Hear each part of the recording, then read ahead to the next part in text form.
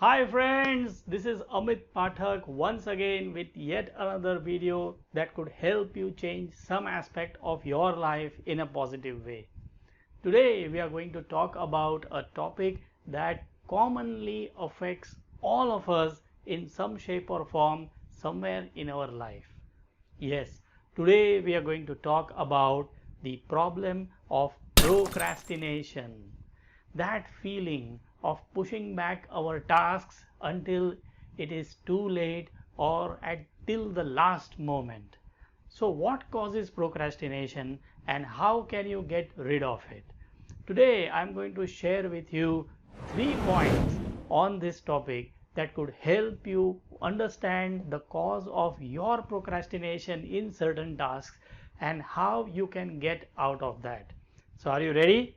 Watch this video. But before we discuss this topic, make sure you like and subscribe to this channel so that you don't miss any such videos coming up in the future. Have you liked and subscribed yet? Go ahead. Why do we procrastinate and how do we get rid of it? I'm going to talk about 3 things related to this topic which could change the way you think about procrastination and how you can overcome it. Without further ado, let me just get into the subject. Point number 1.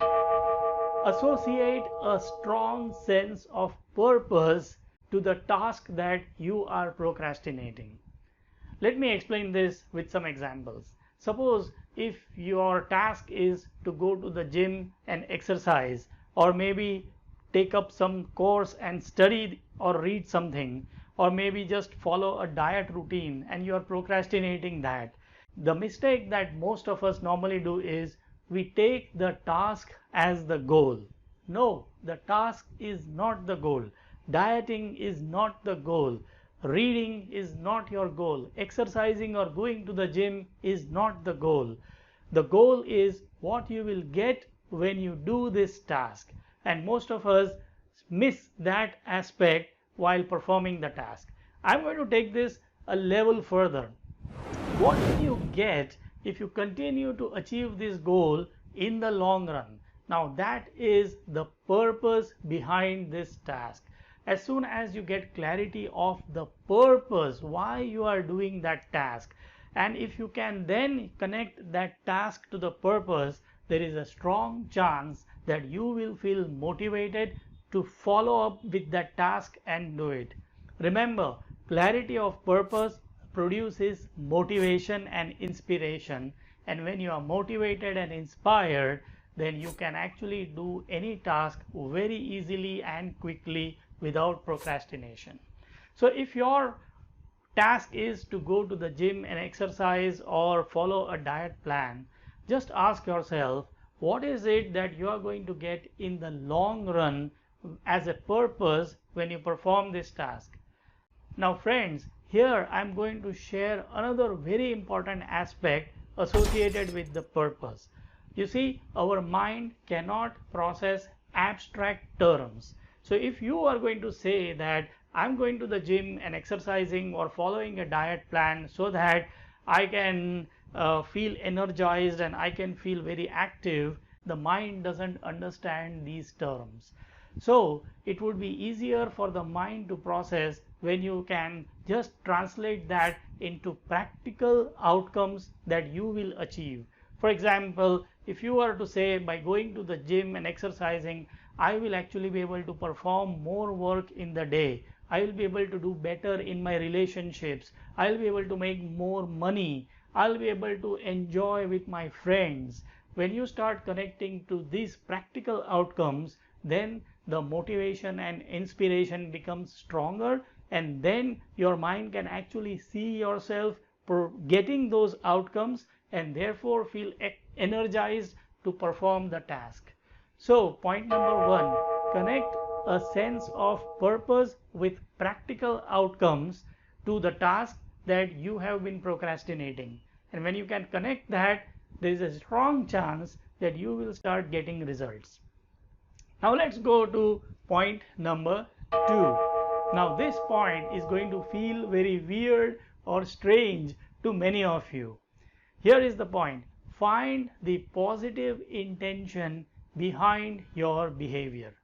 It is said in psychology that behind every behavior there is a positive intention, which means even the behavior of procrastination seems to be delivering something positive, some gain that you are perhaps not consciously aware of, but your unconscious mind is fully aware of. So ask yourself, what am I gaining consciously or unconsciously by procrastinating this task? Let me give you an example. Few years back, I met someone who used to push back his critical tasks like filling up forms, filing his returns till the last moment. And he used to have all his friends, colleagues and family members reminding him, encouraging him, supporting him, helping him at the last moment so that he can meet that deadline. He used to dislike this a lot and he didn't know why was he procrastinating. Later on, as we discussed, we found out that there was a positive intention of getting attention, respect, appreciation from the people around him because he used to get their help and support and reminders when he used to procrastinate. Now this may sound a little weird, but think again. Sometimes you procrastinate because you are getting something from the world around you which you would lose as soon as you start taking actions on time. In the case of this person who I was referring to, he was getting the appreciation, the attention of people around him just because he was holding back on doing those tasks till the last moment. So point number 2, ask yourself, what could be the positive intention behind your procrastination of a certain task? Now friends, we are going to go to the third and the last point on this topic.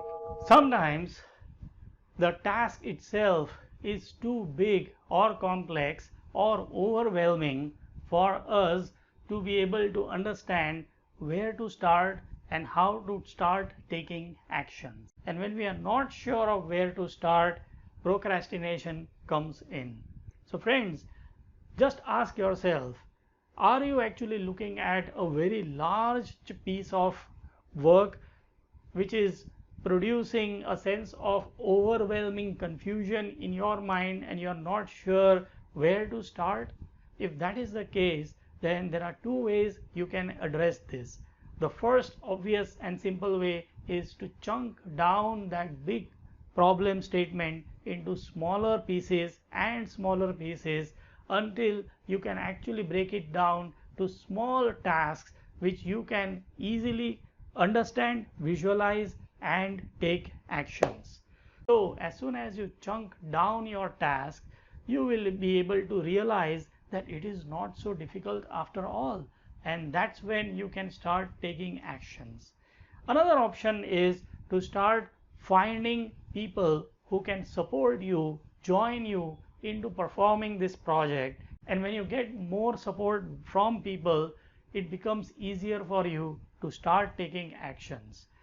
You can even delegate this task to people around you and break it down into pieces that each person can own and run. When you do that, once again the possibility of taking actions becomes easier.